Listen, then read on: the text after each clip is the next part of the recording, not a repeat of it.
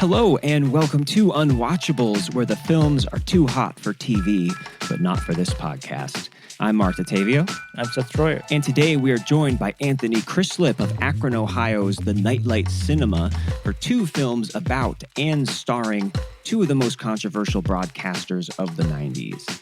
Both Howard Stern and Jerry Springer helped reinvent their respective mediums, whether for better or worse, making mainstream shocking content that had parents groups accusing them of the end of civilization.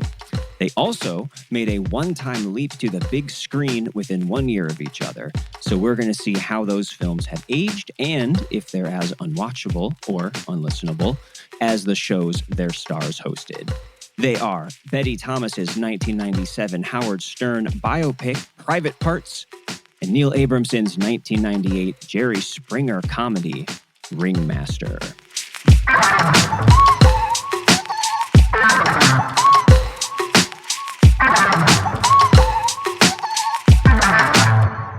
And here to help us keep score is Anthony Crislip. He is the programming manager of the NIGHTLIGHT Cinema, an independent nonprofit movie theater in downtown Akron, Ohio. The NIGHTLIGHT is definitely one of the best things about Akron. It's often the only place to see the best new movies that aren't playing anywhere else. Anthony also helped coordinate our live event for the 5,000 Fingers of Dr. T. So we hold him and the NIGHTLIGHT close to our hearts. Thank you very much, Anthony, for coming on our show. Of course. It's your fault. Hold on. Sorry. All right. No, you're good. Yeah, of course. Mm-hmm. Thank you guys so much. I'm a big fan and feel very honored to be in this. I understand this is a bit more, this double bill is not necessarily, it's not the classiest affair for sure, but. Well, we're not the classiest podcast. So, Anthony, let's get right down to it. You show your tits? Do you ever show your tits? What do you like in bed?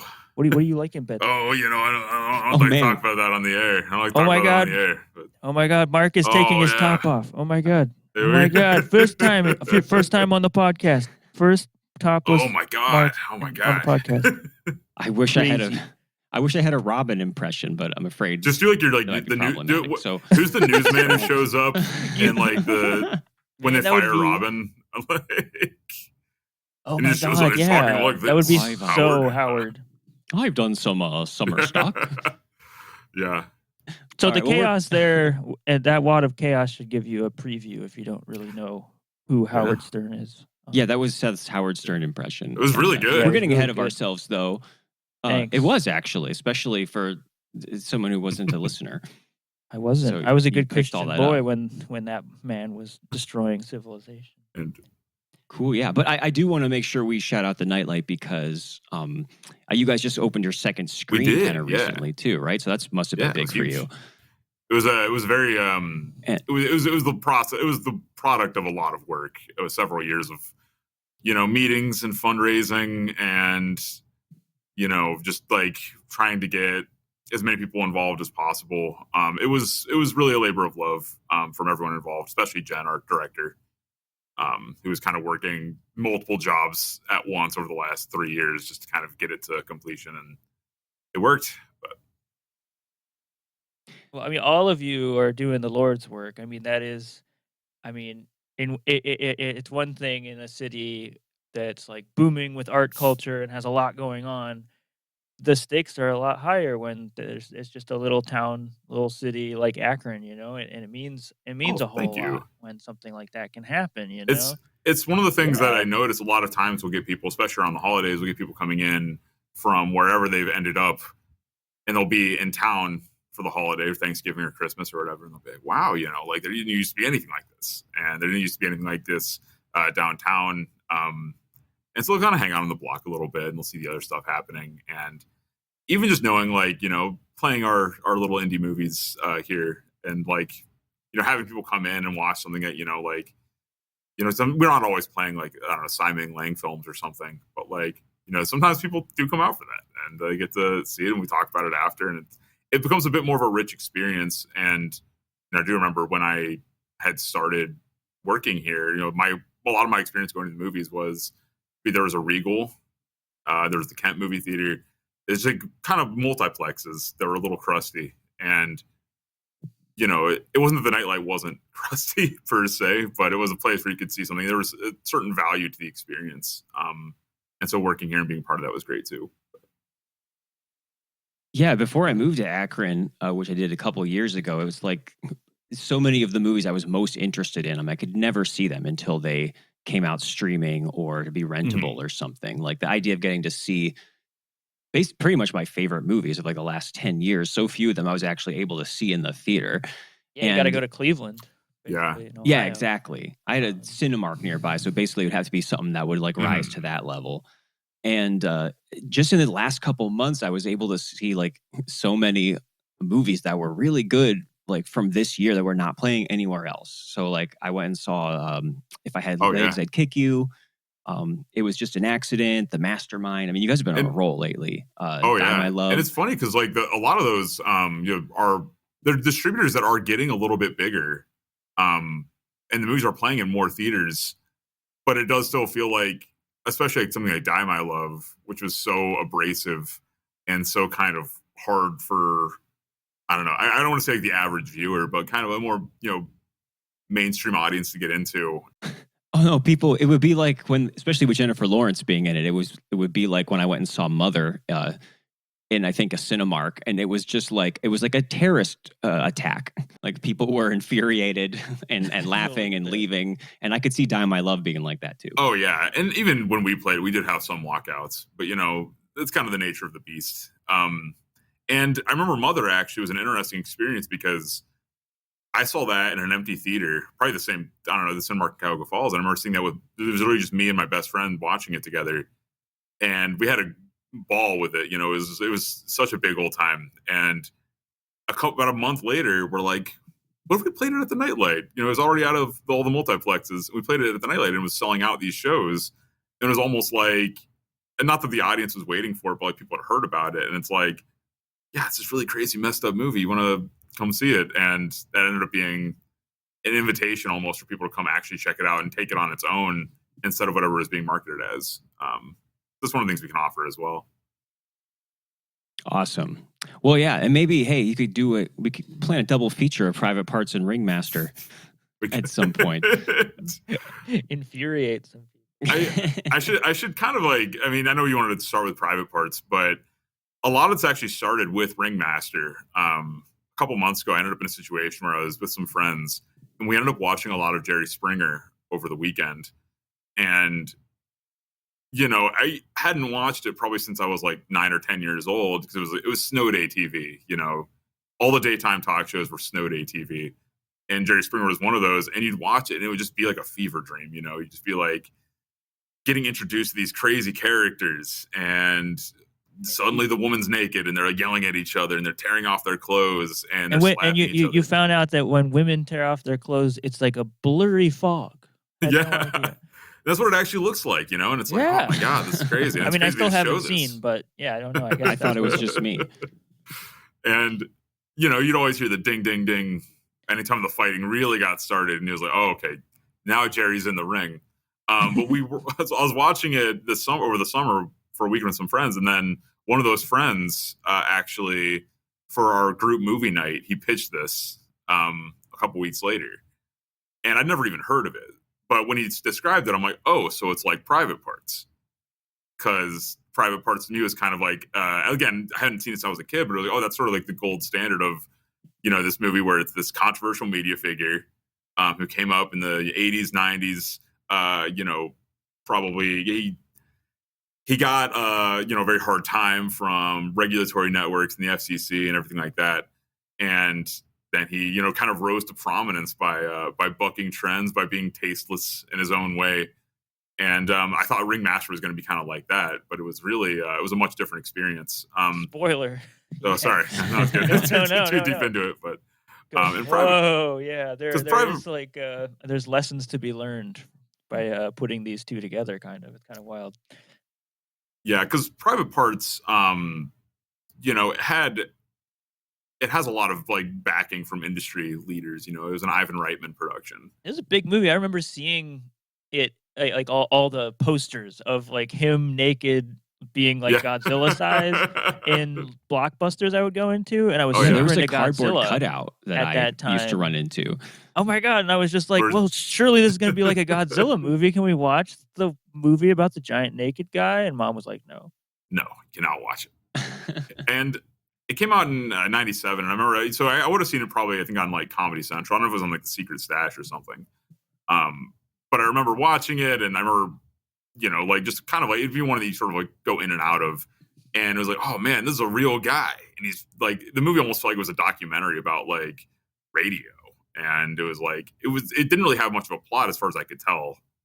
And so it would stop for extended episodes, where, whether he's like kind of messing around with Paul Giamatti's character, or the whole sequence of him having phone sex on the air was like it's such a 90s movie in that way, but the perfect like 90s playing on TV all the time movie, like you're saying, that you would just see random scenes from it. It doesn't even really matter what order you see them in. Yeah, the plot is it's a very kind of bare bones means of assembling the famous Howard Stern moments, the greatest hits. Like that's really how it feels, and it's kind of more in line with almost like a rock star biopic.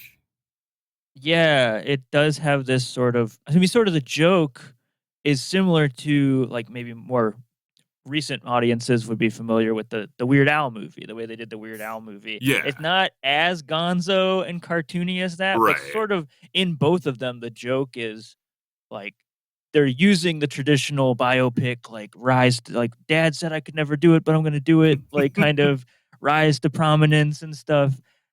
DNA, but the joke is that it's this guy who's like, why would they ever make a biopic about this guy? You can't believe they would make a biopic about this guy, and what he's doing is sort of like unimportant or just ridiculous, It's unimportant, but yeah.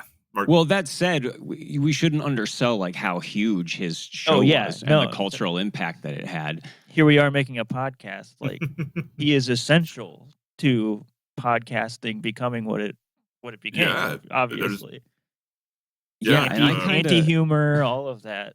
This is a time I'm inevitably going to have to kind of come out about my past with Howard Stern, because I have I guess you could say like a super fan for a while. Like I'm very, very familiar with his show.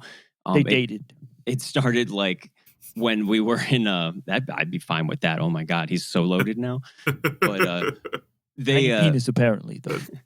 Yeah, I was like in college. Rock solid. Yep. See, and every time he said stuff like that, I knew exactly like, oh yeah, that's his whole line. He did his whole like bit about being in Vietnam, and like I know exactly how he does that. I recognized all the whack packers. Basically, when I was in college, like I started listening to his interviews that people had posted like on YouTube. And you just brought up podcast, Seth, which it was so like at the time the only place that was doing that kind of thing. These long, like over an hour long, like really intimate interviews where he was famous for getting people, celebrities to say stuff that they would never have said anywhere else. So that's kind of what drew me in. But eventually it was like the whole goofy world and almost like a proto-reality TV world that he created, except with like the weirdest degenerates who would call in and they would follow around. There'd be staff fighting with each other and all these dramas going on in this show.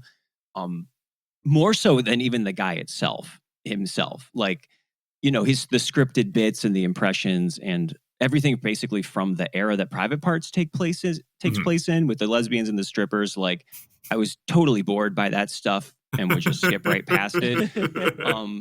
But you would notice you didn't care about the bits. No. It's not like he's a comedy genius or anything. And you see the way that he's offensive even in this movie.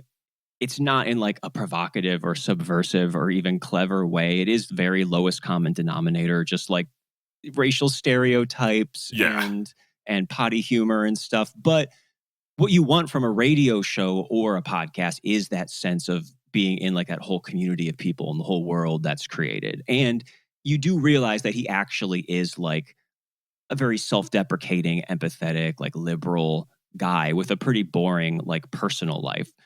And that contrast is essential, I think, to appreciating him, but also to the movie. Yeah, 100%. I think despite the fact that a lot of the bits themselves are very stupid and, you know, very much, like you said, lowest common denominator, you know, jokes about, you know, women, minorities, lesbians. It's very much like anybody you can make fun of, you know, and that was kind of what he would do. There's also this irony to it that I think it's kind of a have your cake and eat it too sort of irony of, you can make those jokes, but you can also, you know, kind of winking. Like, you're not really making fun of anyone. You know, for you, it's sort of like you're bringing everyone in. And he was almost like the MC, I feel like, to that world. Like, he was the ringmaster, one could say. A ringmaster, you know. He you'd get in and you'd hear the whack pack, and, you know, you'd hear from all those people. Oh, yeah, I think it's all really interesting. I kind of, again, my familiarity with Howard Stern was really limited to Private Parts until I think at one point when I was a teenager, I tried listening to like some Sirius XM stuff with him in it. That was my era, was the Sirius era. Yeah, and he's kind of, you know, I feel like he'd mellowed out quite a bit from the shock days. Like you say, even like him having kind of a boring life. It's like the dramatic stuff you see in the movie, when you get down to it, the private parts, so to speak, it's everything with his wife. Obviously not played by the real Alison Stern. But everything with his wife is, it's not like it's not dramatic stuff. You know, the whole sequence with him and the B-movie actress, and the whole sequence with, you know, the miscarriage, and these kinds of major moments in someone's life. But it's all kind of playing second fiddle to the real story, which is Howard's crazy, like, the stories he tells, the fact that he had that confessional nature to his own life and was willing to talk about that stuff. But he was interspersing it with bits like the Vietnam bits and stuff.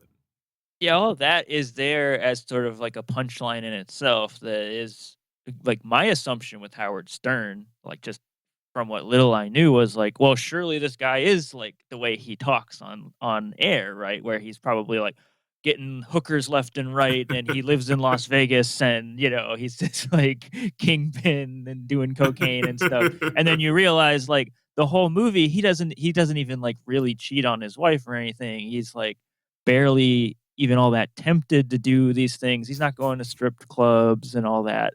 I mean, he has like, you know, there's a dramatic moment where he's like, he has like a naked woman in his radio show, and it's like, well, first naked woman on the radio, you know, and everything. But you realize more of that is like him getting off on the power of it all, even more so than his like persona would lead on, which would be like he's a horn dog and he wants to get the ladies, you know. He is like a monogamous, you know, in this movie.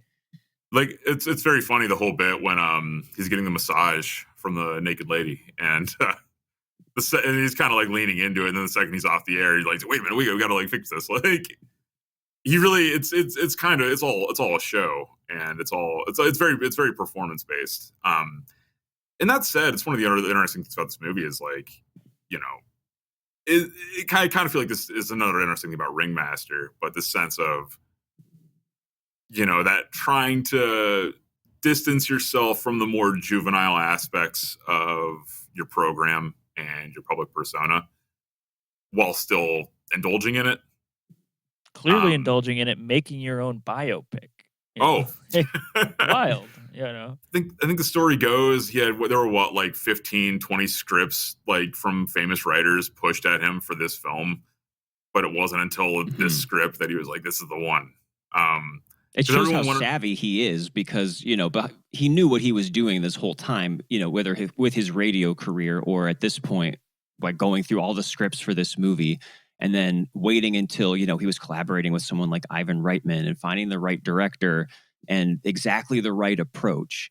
And I think that really shows in this movie, like the things that it's balancing and trying to do is probably the most impressive thing about it, where like on one hand, it's in kind of a calculated way, it's really trying to endear him to people who misunderstand or hate his show or him or what he's about. But like you said, at the same time, it is actually capturing his appeal to listeners, like the spirit of his show. And that it manages to do both of those things, I think, is the strongest thing about it. Yeah. And without like seeming like he's sucking his own dick or something. Like it's kind of for the most part, it still is like an act of hubris by default. And I mean, again, he's like playing that up. He knows that going in, and I think trying to be knowing about it. I can't even like really seem to articulate like how it pulls it off because I feel like my assumption was this was going to be incredibly cringy and like way more hubristic than it wound up being. That like, oh, this guy's just thinks he's the shit, so he makes a movie about himself, or like he didn't make it, he didn't direct it, but you know what I mean. Well, the back of the DVD copy I got from the library the other day calls it a no jokes barred movie, and Yeah, I think I think the Wow. fact that there is they like you mentioned earlier, Seth, this kind of winking irony at the whole fact that this movie even exists, and that they are kind of telling the story of this figure who he obviously is hugely important to American pop culture and to media and all that stuff, but someone who also is kind of he's very self-deprecating. The fact that exists, like there is this kind of in joke like. It's the Howard Stern story. Like it doesn't ever really treat it that seriously. And I think the documentary interstitials kind of help with that too. Anytime there's a transition to a new city, a new market, it always does the thing where they get various people to be involved in that. There's a very interesting bit. I forget who's doing it, but the guy who's talking to the ladies, trying to get he's going to get the couple. He's trying to get the woman to like get naked and say Howard's moving to Washington or whatever. Mm-hmm. I don't remember all the details right now, but like she's basically backing out of it. Yeah, she's backing out of it, and there's kind of like I don't know. I don't want to say like there's like a hidden level of like darkness or something to it, but it's kind of like I don't know. It kind of gives you like a bit of like grungy reality almost having those bits, and even having the staged documentary bits with the interviews. It's kind of like When Harry Met Sally almost. Again, just kind of like it breaks up the dramatic arc of the story, but that kind of gives it I don't know, it kind of lightens it a little bit. There isn't even really a plot per se until you get to, when he's at WNBC and he's finally got an enemy, and it's Paul Giamatti. Mm-hmm.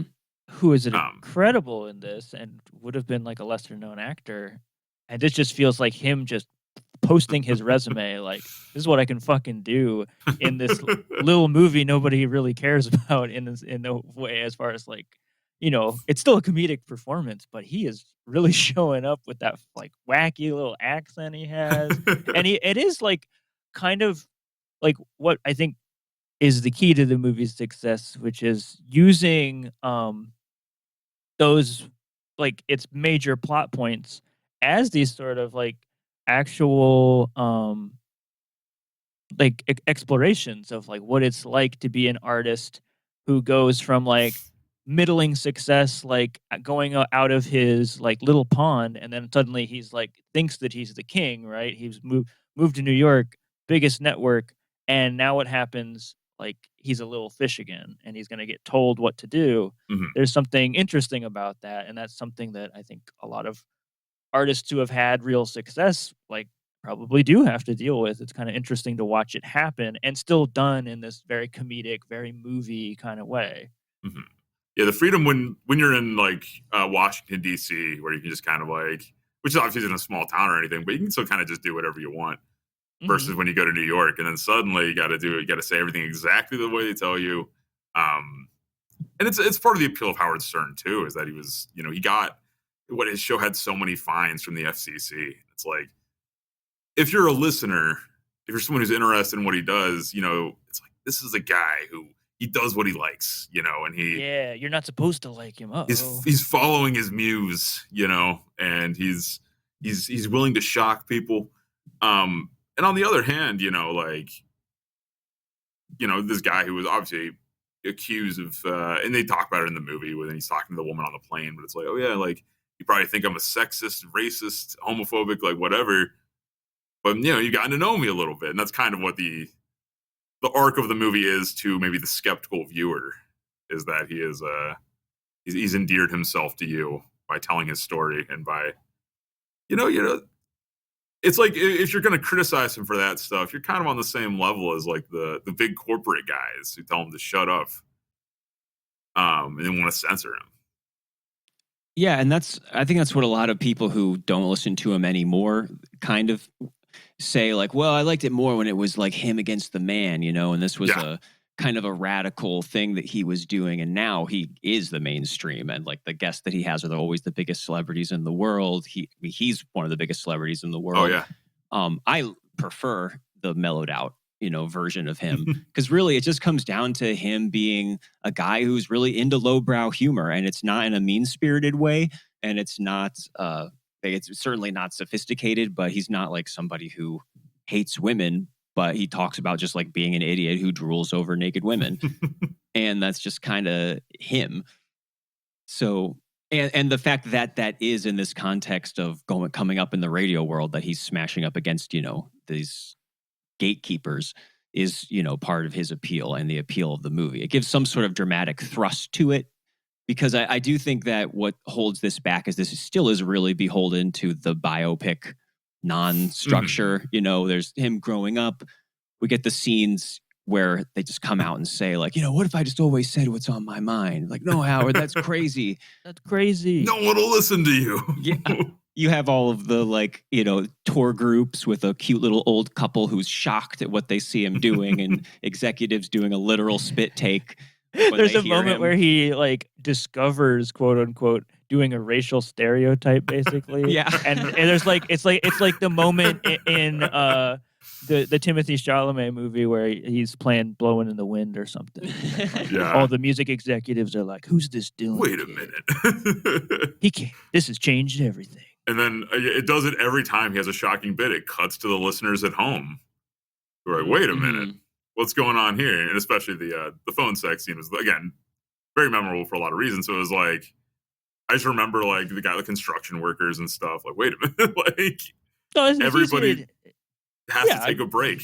Like they do. Yeah. I mean, it is easy to forget, what it was like. Not even saying that it's like necessarily an important gesture. It was like a shocking gesture at the time to go to these places. For the, like, in some ways, the first time to go this far on national radio or whatever, in the way that was such a big deal for like Gen X, for lack of a better word. That's why a lot of these things don't age super well. Not even just like from a like that's offensive way. It's just like you open the box once to like something like Clerks. And you can't make that again. Whereas like part of the appeal to Clerks was the fact that you just like, I can't believe they said fuck and Star Wars in the same sentence. And people were like, literally, they couldn't believe it. The phrase 37 dicks. Yeah. I mean, which now is just like, middle school behavior. And, then I don't know. It's been shunned probably, and for better or worse. Yeah, and I do think this was Paul Giamatti's like breakout role, I believe. It was? Yeah, like he was not a well-known quantity before this. So I think he helps bring that stuff to life when his like the movie really kind of levels up when it comes to the, rise and conflict trajectory once he shows up. Oh, go ahead. I was saying it's very frictionless until he gets to New York. And it's not like I don't think it's like not engaging or anything. It just feels very like, one scene his wife's mad at him, and then the next scene he's like, "Oh, but baby, it's my job," and then like it's all right, and so on and so forth. Like Allison Janney's mad at him. He's like, "Oh, but come on, look at the ratings," but Paul Giamatti feels like a legitimate threat when he gets there. So yeah, and I think it really the most maybe provocative or interesting part of this that it risks becoming like going into actual uncomfortable territory is when his wife does have that miscarriage and he goes on air and does this like grotesque bit about it, which kind of opens up this kind of psychological, question of exactly how he's processing that and the line between his on and off air life and like why he would do that and what he was meaning to get out of it. This is not that kind of movie that's going to dive deep into that. No, It's That's not still like the fact that it's scene there, in a though. movie that Yeah. you would still not see in a movie today. Like it would still be very shocking and rare, and especially one that is treated kind of as like just a real world thing that's happening in the scene is just him talking about the abortion to on air that they actually have in the plot of this movie. Is that's like a lot to see in a movie still. and you watch that scene and it is kind of funny what they're talking about. Miscarriage, not abortion, but yeah. Yeah, but it's kind of a funny moment. And I mean, again, not saying it's like funny in real life, but like to talk about it in that way and so cavalierly, it's kind of you're laughing kind of in spite of yourself. I mean, it's just classic like dead baby humor. But for him to do that, and again, it's kind of the general tone of the movie is that because it's such a Howard Stern authorized picture, you're kind of getting this again, the sense of him sort of like by being so honest, kind of letting himself off the hook in a way. And it's the thing that I think you get from a lot of comedy, especially like in the wake of Stern and all of them, where it does kind of, it presents something, someone represents something very difficult about themselves, but because their honesty about it, they can almost get away with, leaning into the uglier sides of things. And that scene is one kind of example of that. And it feels like because the honesty is there about it, like, but he's the way he talks about it with his wife too, is kind of like, oh yeah, but it's the job. And yeah. Yeah. And the stuff with his wife, I think it's a little uneven. Like on one part, it's part of the heart of the movie. That's the most obvious thing where people are going to relate to him. And there are some sweet scenes and stuff between them. But also by the nature of the structure and everything and the conventions it's following, she'll disappear for like long stretches until needed again. Oh, yeah. But Mary McCormick is like very appealing in it. And I am curious what you guys just think about, Howard Stern's performance in this. Because it's not just him, but Robin and other people on the show who are like very clearly not actors. I think all of them, including Howard, to me, like it's obvious that this is his first time He kind of reads uncomfortable on camera, but not really in the back half of the movie. It's really the first act. I was going to say, I feel like they all seem to get more comfortable as this goes, which I don't know if this was shot in sequence, but I would be surprised if it wasn't, which would actually be a good idea for non-professional actors to help them go through it, would probably be doing it that way. Sure. So I mean, I mean, it makes sense that it would be more of a stretch for an actor's imagination, right? To play younger and younger and like, but the closer to the present these people get, they are just playing themselves. They're playing themselves, right? And so they taped the show on video beginning in 1994. And I forget how it was like delivered to the public, but you can find old clips from like the Howard Stern show in 94. So a couple of years of being on camera in the studio probably means that by the time they're making the movie and they're filming those studio scenes, it's probably just, you could probably just kind of riff and you're probably fine. Like it seems like they're almost like not really even being directed at that point. Robin Quivers, obviously kind of a stone cold professional from the start. So yeah, but even there's like there's a meta aspect. Like even when there is sort of like the uncanny thing going on, there's something interesting about like, yeah, Robin clearly kind of, you can maybe see it behind her eyes sometimes where she's like going through these levels of like, I'm playing myself in the past. Playing myself now, 20 years ago, yeah. And like now I'm suddenly here making a movie about that. And like it's wild that any of this is happening.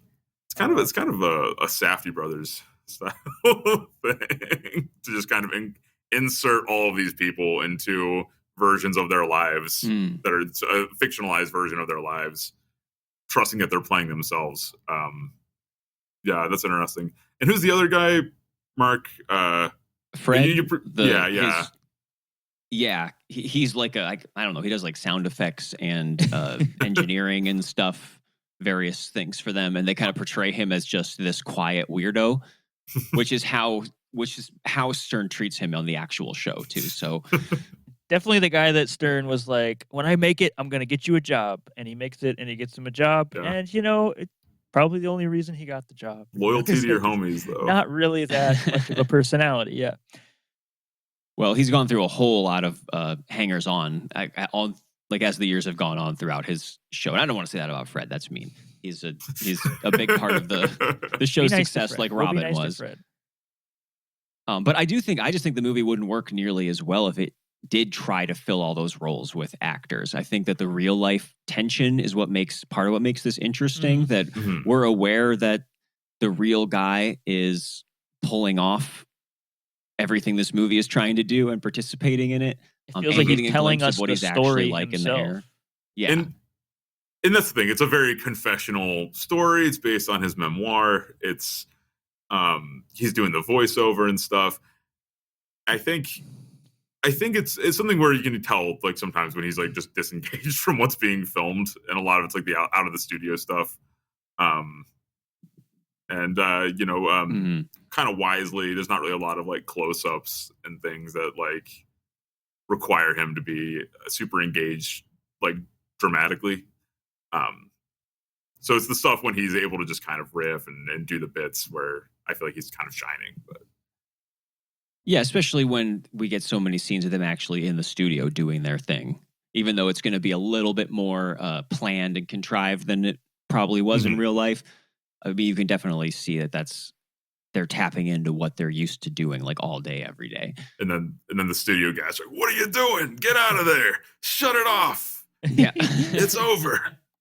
But as a real deal fan, like, you guys kind of feel like this is for sure not Howard falling on his face. He's not being disingenuous. You buy it, right? Because I'm kind of an outsider, but I do like.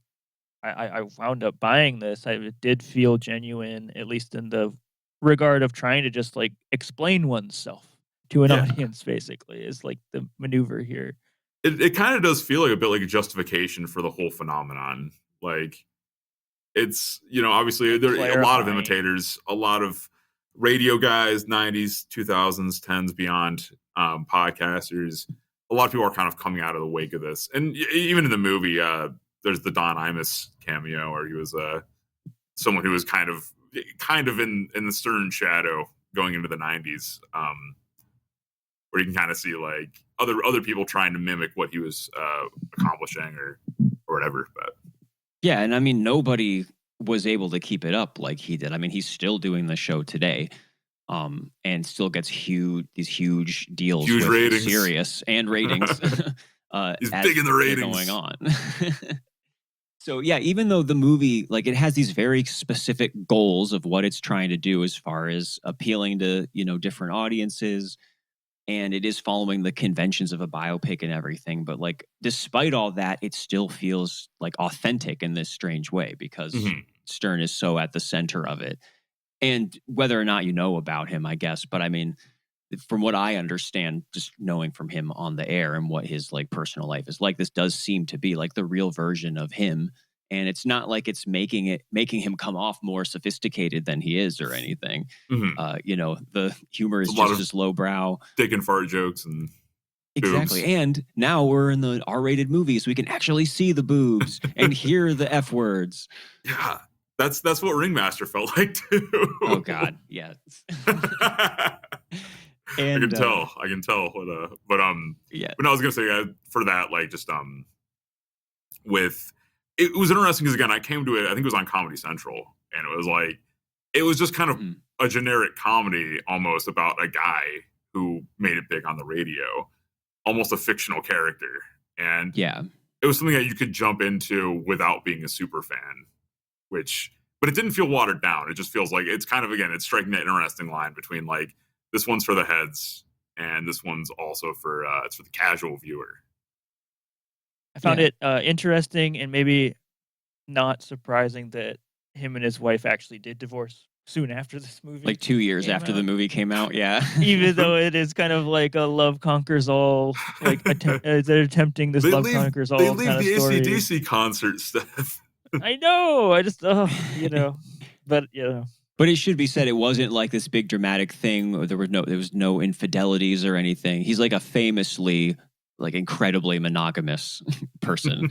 So, right? Yeah, the shoe never really dropped. He never did go like Howard Hughes in a tower with hookers or whatever. Yeah, and they had 3 kids together. So he had some wilderness time after that. And now he has a new charming supermodel wife. So, and they're very course. happy.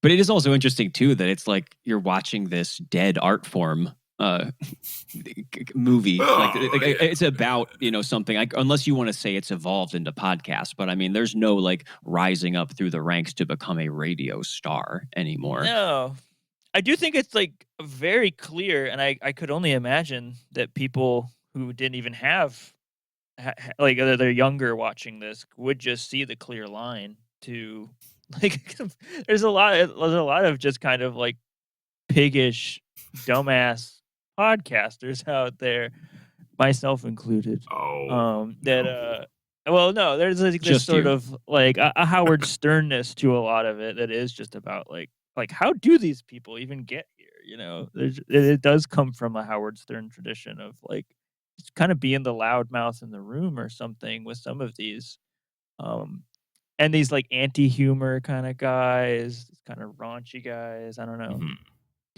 Yeah, that's interesting because I was going to say that it seems like his real legacy wasn't the crudeness and the button pushing, but the intimacy and the way that the format has kind of been maintained, no matter what kind of podcast or anything it is. But you saying that is kind of a good point, though.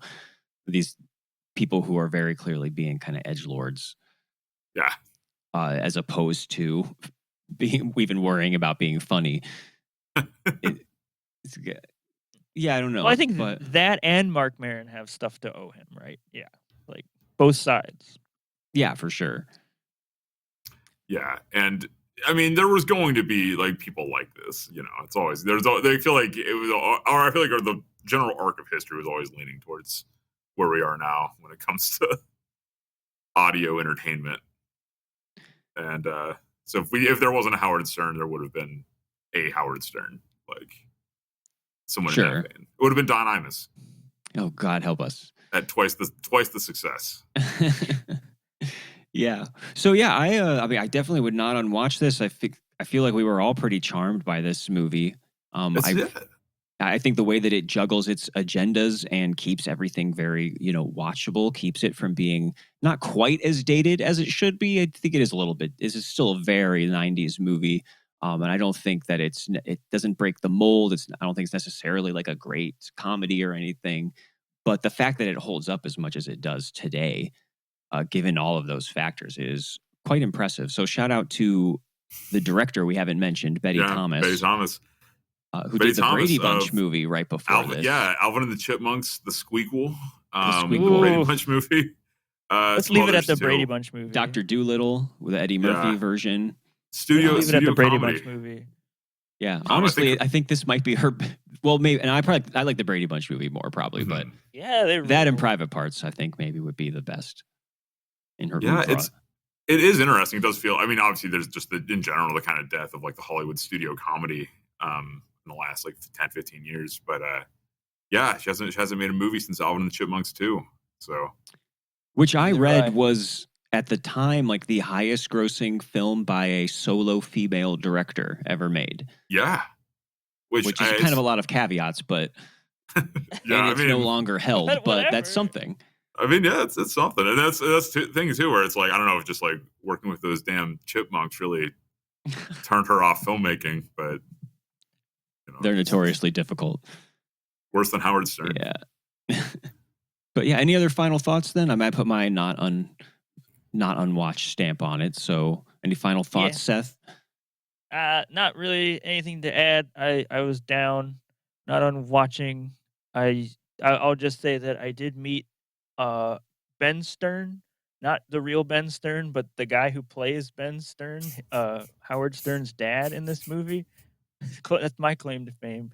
Richard Portnow. He's this old guy. I think he was in the like Sopranos at one point too, as like a very minor character. He's got Sopranos face, yeah. Yeah, I had like an internship on this football movie called like I can't even remember, Underdogs, and he was like, he took me aside and he was talking to me about hanging out with Rutger Hauer, and he was like rapping at one point. It was like his funny shtick was like, I'm an old man, but I can rap. Oh, so cute. So that's my review of this movie. I'm going to give it a very strong not unwatched. I think it's a very watchable movie. And again, kind of going back to watching on cable, where it's just like bit after bit, like, you know, if you don't like it, next scene you're gonna like, or at the very least, there's always like something going on. It doesn't linger too long in any of the dramatic structure of the biopic. That's just kind of the frame. And even then, going back to those early stuff, like it's played just cheekily enough that I think even that's also pretty entertaining. Speaking of entertaining, we're about to talk about, I don't know. So you said speaking of entertaining? Yeah. Wait, that doesn't actually work. Transition. Yeah, that doesn't work. For Ringmaster. Nope. I actually think this movie is really interesting. That's because because again, you know, they didn't do the easy route. They didn't do here's how Jerry Springer, you know, his family, they emigrated from Poland to England to escape the Holocaust. See, I want to start there. He grew up in Queens. He ended up somehow as a lawyer in Cincinnati, where he ran for city council, and he had all these crazy schemes to get the public's attention. He was mayor for a year of Cincinnati, and then he just kind of became a broadcaster, and he became a weird local guy, and then he ended up in Chicago working on his show, and having this show that was like defied all measures of taste. You know, presented people in a very horrible light. That's kind of an interesting story. He actually later that same year of the release of the movie Ringmaster, he released his own memoir called Ringmaster. So that was why, again, I assumed, this is going to be the Jerry Springer story, but it's not Jerry Springer. It's Jerry Farley. Yes, which I did not realize until afterwards. I did not catch on during the movie at all. He wasn't playing the actual Jerry Springer, and that the show was just called Jerry. That went way over my head. It's not the Jerry Springer show. What? It's Jerry. This is a fictional universe that this He's takes Jerry place? Farley. Oh, that's so stupid. Which is a huge difference. But the thing is, and this is something that came from having watched a lot of the show right before watching the movie. It was like, well, the set is it's brick walls, and it's kind of made to look a little, the set is made to look a little bit like The Hood, I guess you'd say. And it kind of it's kind of leading you they into. Got bricks there, I guess. But it's kind of leading you into, like, again, this world that Jerry Springer is presenting, which is a world of, like, you know, I guess how he presents them is, you know, they're kind of like low-class people. They're yelling at each other. They're taking off their clothes. They're slapping each other. They're getting each other's face. He liked presiding over that. And if you watch in the movie in Ringmaster, the set isn't like that at all. It's kind of a clean, sterile set, which I thought was an interesting difference. Yeah, we did not do enough research going into this. I had no Jerry Springer phase the way I had a Howard Stern phase. But I think we all probably grew up around the same time where it was inescapable. Like, you would just see it on TV, or you would see one of the thousands of shows like it, like Sally or Maury or Ricky Lake or Phil Donahue. Yeah. Like, there were so many of them. But this one, and maybe, I don't know, maybe the Jerry Springer was a little more defensible than those because it was like such a burlesque, as opposed to I don't know. Like Dr. Phil would kind of socially conscious. Yeah. Like Dr. Phil kind of laundered the same ideas through a much more respectable lens. And I think that was more insidious. Yeah, it felt way more just ego stroking, and it was in those instances, or like something like, I don't know, like Geraldo. A lot of those just winding up being like, "Oh, I'm a serious broadcaster," no, which is a total joke, you know, just totally just bringing on these people, making them look bad, and making money off of it. Yeah, and with Springer, it was very naked and cynical in its approach, but it wasn't it wasn't putting lipstick on a pig, you know. It was just kind of it was shoving your face in the mess that was being presented. And I mean, I didn't see a lot of it, but I didn't know if there was much talked about on the show about, like, who is Jerry? Like, he's not a Dr. Phil. He didn't like what does his background have to do with him being here on stage? I don't know. He's just sort of like the ref. He's the ringmaster. He's just the X Factor sort of third party as people tear each other apart. And yeah, he was not the you know, reason anybody watched the show. He was what was appealing about him was that he was very boring. And to contrast, yeah. Where Howard Stern, for instance, was the star of his show by being kind of the loudmouth in the studio. Jerry is he disappears. If you ever watch the show, he kind of disappears for long stretches while the action really gets going, and then he'll show up every once in a while with a mic to be, kind of egging people on a little bit and being like, "Oh, hey, we got another special guest." Yeah, and then there would be Jerry's thoughts. Yeah, at the very end. Yeah. So again, with Ringmaster, I didn't realize it was going to be kind of a backstage drama about putting on an episode of Jerry Springer. And to watch that, because, again, even just starting with, Jamie Presley's character in the trailer park, like, okay, so this is, kind of leaning into, this is what the average family that ends up on Jerry Springer, this is what their life is like, And so Jamie Presley's character is living with her mom in a trailer, having a sexual relationship with her mom's boyfriend or husband. Yeah, it took me way too long to figure out how these characters were related to each other. It's not clear. You kind of sink into it, You kind of it's an art film. Yeah, not to dig into that too much, but because then there's the kind of the dumb boyfriend character too, and so you have this love square of these four people who are trapped in each other's lives. They can't get out of this kind of impoverished situation, and they there's all the sexual dysfunction between them. So the mom ends up hooking up with the boyfriend, and that's before they ever even end up on Jerry.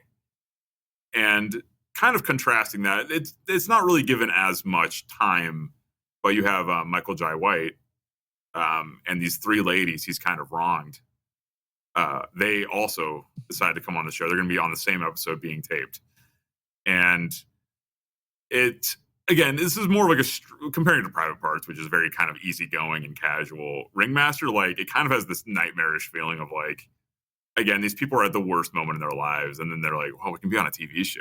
And they can kind of lean into it a little bit and make some money. Like knowingly leaning into it, which I think is the interesting part. I mean, could have made for a more interesting concept, I think, if they would have pushed it more. That, like, the joke is kind of flipped, that, like, we laugh at these people and we're like, who would ever, like, embarrass themselves on here? And it's like sort of using it and knowingly trying to milk this system and to go to LA for free and all this stuff.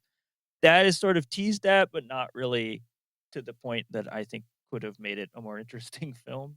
Yeah. Yeah, it strangely has... There's, like, no point of view here, because it clearly doesn't want to be just about Jerry, and it's not. But also, it's not quite saying anything about, these desperate poor people who are aspiring to this low level of fame or manipulating it to their own ends.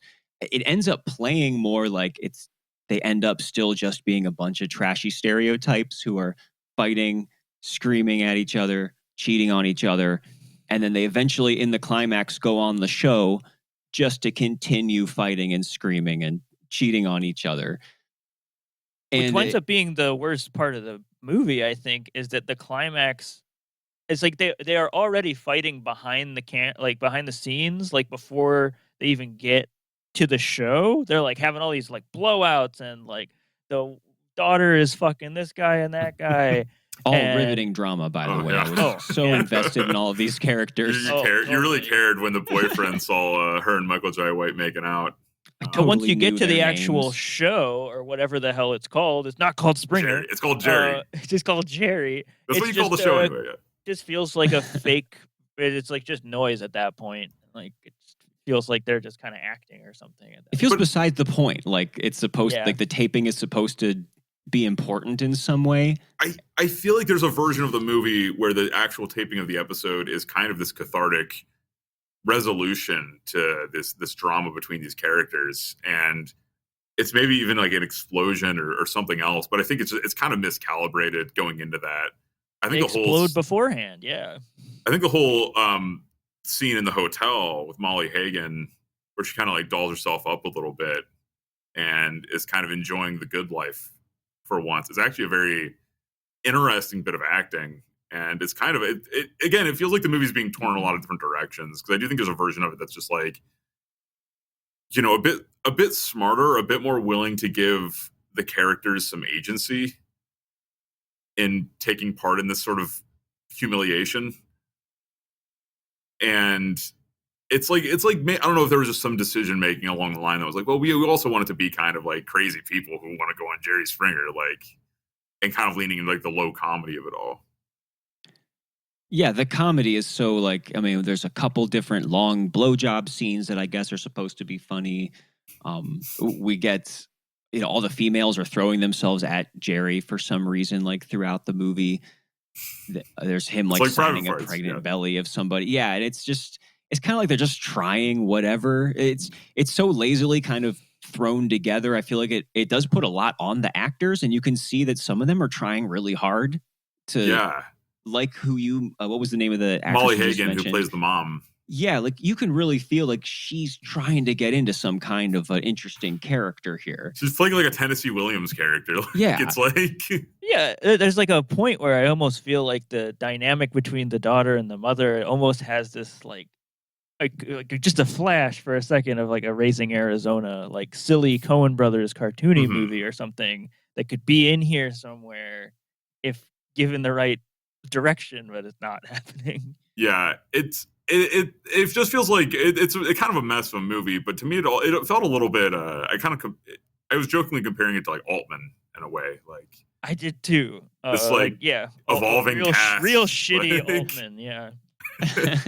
Altman's version of it's like 3 hours long and you know, just maybe actually funny. Yeah. And I think like again, it feels like it's just kind of like what the Jerry Springer show does, which is like it presents people very much at face value, in the least, you know, flattering, least three-dimensional way ever, and it just kind of gives you like the tabloid, like junk food version of the story, and it's kind of interesting. It felt like a bit of a missed opportunity, but everything with Jerry kind of his whole storyline where he goes to the bar and like puts on the cowboy outfit to sing a song. An original song that he's credited for the lyrics and the songwriting. And they were trying to get an Oscar nomination. We get all 3 minutes of that song of him on stage singing it. Yeah, it's like it's a very thin gruel. But I also that's such a good way of putting it. I remember when I was watching it, the opening. The scene when they're first watching Jerry and it cuts inside the studio and all right, woman's getting naked, but this time it's not fuzzy, you know. This time you're actually seeing it. I mean, it was probably just part of the marketing. Like, this is what Jerry Springer is really like when it's not on TV. And I don't know. It's like, again, just kind of leaning into like this very like lowest common denominator, like get it on VHS thing. Oh, that could totally be part of it. Yeah. I was honestly shocked to learn that this wasn't straight to video and it was like an actual theatrical release. Oh, barely, right? Like, wasn't it a huge bomb? Yes. And that it was like shot on 35 millimeter. I don't know. Watching this, it just really felt like one of those really cheap, like MTV original movies from around the same era that would air like once and you would never see again. Like another great film about TV in its era, Bamboozled, largely shot on DV tape. Like, you kind of get that sense that, like, this movie could have been that. And the way, like, every scene here, too, it's one of those movies where they decided that, okay, this maybe isn't really that funny, but it's going to be hilarious once we put, like, silly public domain music under every single scene with literal, then they'll laugh. Then it'll be funny. I almost forgot about how funny the music is. And sound effects, like literal bells and whistles. Like a boing. Every time like there's like a horny scene, there's like a boing. Or worse, there's like the black guy walking around, like there's like 4 different scenes where he's like eyeing a white lady. And saxophone music plays, and it's just like, you know what's going on there. It's also interesting, I think, that both these movies Very Jerry. Very Jerry, yeah.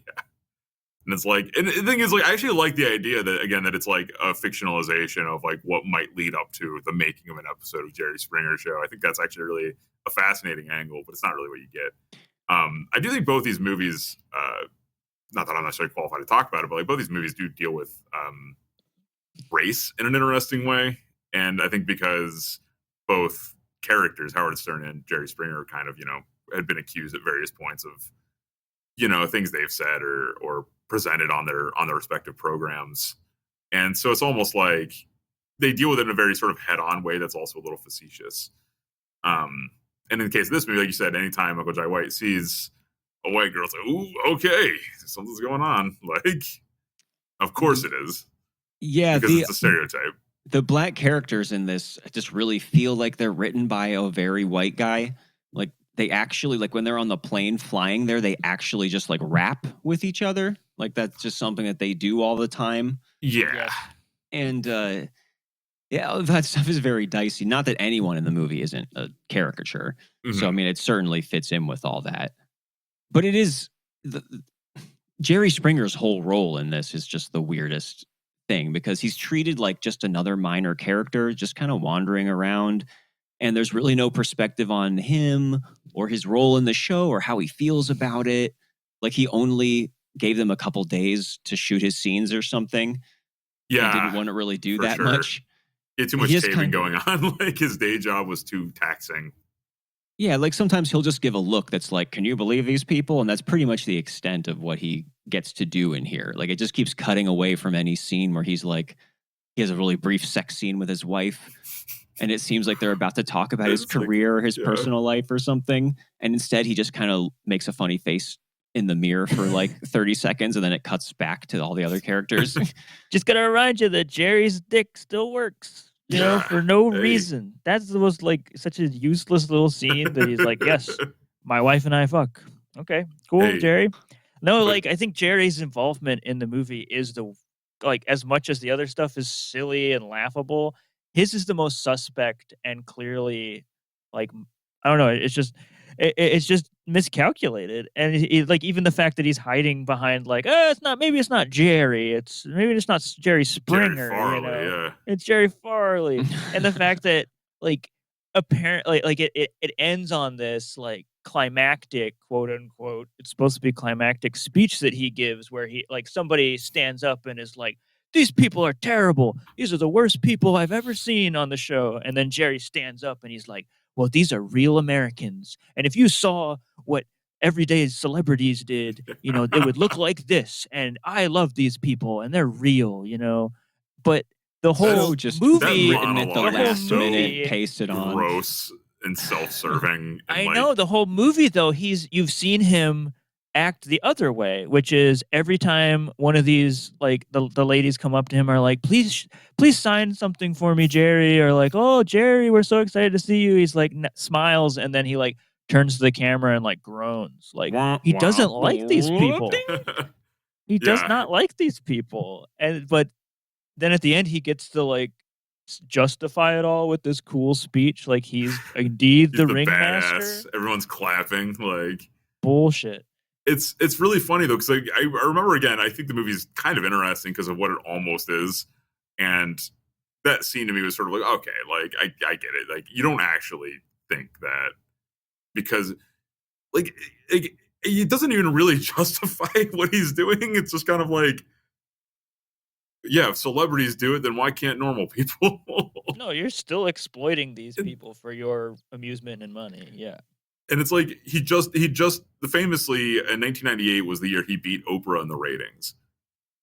And it was the first time in 10 years that Oprah had been bested. And because of that, he basically was able to sort of do whatever he wanted. He got a huge deal to be in this movie. And it's just funny because it is like, yeah, like you aren't giving people a platform to express themselves and like improve themselves. Like, at the feeling there's no way that he read the script. like you just like, now what am I doing in this scene? I gotta get going here. I gotta. We got to take only it in got- like 2 hours. Yeah, so. I got an hour, guys. Let's move this along. I didn't think have it'd be time to funny read if the I script. dressed up like a cowboy. That sounds kind of funny. I wrote a song. I think in general, like, yeah, if he, I don't know. I think it does feel like it weirdly impersonal for a movie that's so much about him, as much about the phenomenon of Jerry Springer. But I think, Especially, by comparison, when we compare this to like Howard's movie, which is sometimes self-incriminating and like he's very much at the forefront. yeah, but Jerry, his dick still works, and he's like Howard Stern. He avoids temptation. He doesn't have to. Yeah, he has groupies, but he doesn't ever indulge in it. That was weird. Now that I think about it, that is what that scene winds up feeling like. Like it also, like both of these guys who have this reputation for like, probably messing around on my wife, going to strip clubs. They have to like say like, no, everyone's wrong. Okay. Or like basically like making these scenes for their wives and be like, see, I'm a really nice guy and I don't cheat on you.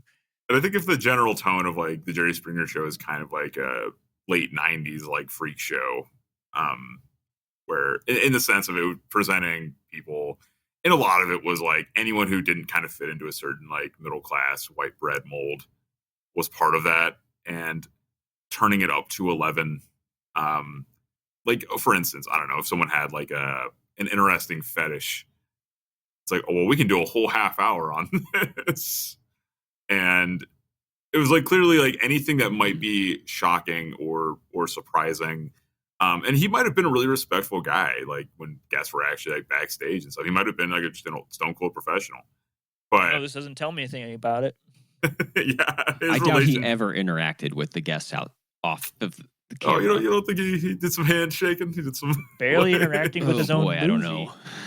Yeah, I mean, again, it's an interesting case for both these, where you get kind of like fictionalized versions of the shows, and it's something where, with Jerry, like the movie, I feel like honestly, it doesn't quite like it would have been better if it had just been like 30 minutes uncut at the end, because like I kind of liken this like a backstage musical, like it's kind of like 42nd Street, where the first hour is the build-up and the drama and the girl breaks her leg and stuff like that.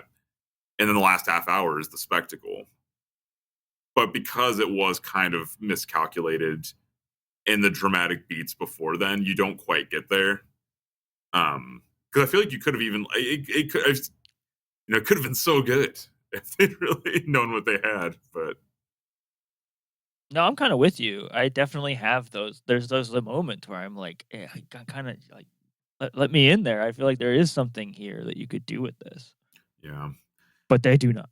Yeah, if this was like a Noise is Off, but about the Jerry Springer Show, and they really like stuck to that and kept it as a, building up to the show kind of thing and treating it like a performance. I mean, that's all interesting stuff, but this just kind of, it keeps throwing out all these different ideas from, that half-assed speech that he gives, the way it kind of turns into like becoming about the mother and daughter reconciling for the last like several scenes of the film. Again, like we give again a shit. And again, this is kind of like, all right, they're good now, I guess. Like, it's one of those movies that has like every scene in the last like half hour you think is going to be the last scene of the movie. It just keeps going and going and going.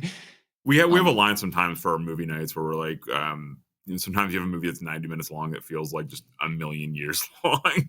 And it was like this and like Flashdance, to bring in an unrelated movie. But like, we're just watching and it's like, okay, like for something that's like so full of like, sex and like lurid subject matter and all that, you kind of expect it to feel a bit more engaging. And then it's just kind of like, it's very flaccid and kind of not really like great word dynamic. Mm.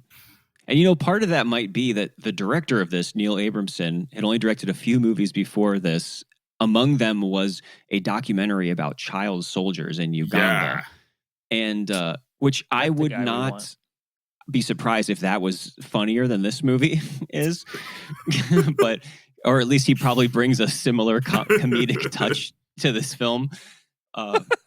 Yeah. But if I can end on a positive note, though, he made a movie after this, and he hasn't made one since, that I saw on Letterboxd has like 300 people have it marked as watched, and there's like 20 reviews of it. It's called American Son from 2008. And I saw Mike D'Angelo, who we've had on the show a couple of times. 100th episode. He's one of the like 30 reviews on there is like a 4-star appreciation from him. And I was so curious that I watched the movie. Like I found it on Hoopla, I think.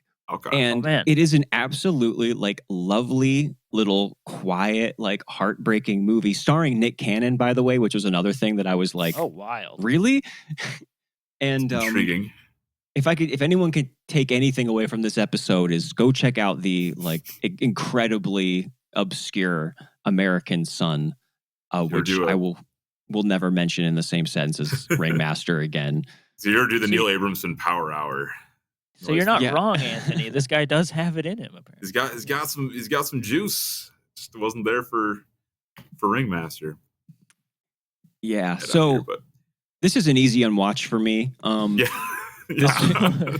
was so disinterested in this by the last like half hour that I was really struggling to not just scroll through the filmographies of all the actors and be like, oh, they were in this movie, oh, they were in that movie. Jamie Presley's obviously best known for another kind of trailer trash role. My Name is Earl. It's a good tryout. Wife. Mm-hmm. This was kind of in a way a stepping stone to her great performance. But yeah. So what about you, Seth? I might not be at like an unwatch because it was just like kind of hilariously bad. It's mainly because of the Foley sound effects and the silly soundtrack, and Jerry just coming off like a big stupid guy who doesn't know what's going on his own movie. It's kind of the energy of the show too. Yeah. It's funny. We were scrolling through Amazon Prime for a while, kind of dealing with PTSD after this movie. All the movies we could have watched. And but we did end up watching a clip from the actual Jerry Springer show from some like collection that was on there. It was like 45 seconds long, and it was like so much more compelling and fascinating than this movie was. For real. It's one of the interesting things about it. Like the show itself is like, it is pretty electric. Just because it's pitched at such a high level, whereas this movie's so muted and like slow. And I'm not saying it's like an art film or anything, but like the show itself is it wants to get your attention within the first 5 seconds of watching it, and the movie does not. I think part of it is that there was no beeping or blurring in the final sequence. Yeah. I think that's like something that's way more like there's something about that in my brain that like happens. Like maybe it's just from being a kid and like being like, oh, like every time I hear those, I'm like, I can't even imagine what that word is. But it's like so much more like intense and like visceral when it's like beep, beep, beep. And then somebody just like is a blob of like blurred out pixels and stuff. It's just like so much more intense than when you watch like this or like Jersey Shore on like just streaming, and it's just like, hey, fuck you, man. It's like the old Billy Wilder line about letting the audience. If I could bleep, I would. It's like the old Billy Wilder line about letting the audience add 2 + 2 to 4. You know, yes, you kind of give them a bit of room to think with those bleeps and those blurs, and then it gets you moving. It gets you thinking about what you're watching. Bleeping, bleep, if you mother bleeping. Awesome. Yeah. Get out here, but I wish I could do that. Cool. All right. Well, is this an unwatch from you, Anthony, or is it an unwatch with some caveats that are okay? If you're a fan of the show, definitely check the film out as a curiosity. All right, curiosity is our. But you are unwatching. I'm unwatching. All right, cool. Well, Anthony, thank you so much for joining us and for this idea, which I think was a really cool one. This episode should be out like shortly after we recorded. So is there anything that you want to say about the Nightlight or anything exciting you got going on? I would say, hey, just check out some of our Christmas programming. We're going to be getting some classics in there, maybe in St. Louis this coming weekend. Seth, please see that with me. Yeah, yes, I'll go. It's a beautiful, beautiful movie. It's Technicolor. It's Judy Garland. It's got the trolley song, of course, but even more than that, the whole Halloween sequence, I think, is just one of the best scenes ever. Probably the best child actor performance of all time, too.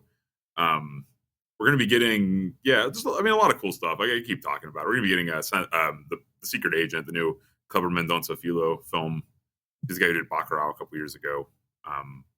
Thank you guys again so much. I really appreciate it. All right, nightlightcinema.com. Check them out. For showtimes, nightlightcinema.com. Social media is Nightlight Akron. Bleep, bleep, bleep, bleep. Bleep. Tits out. See you guys.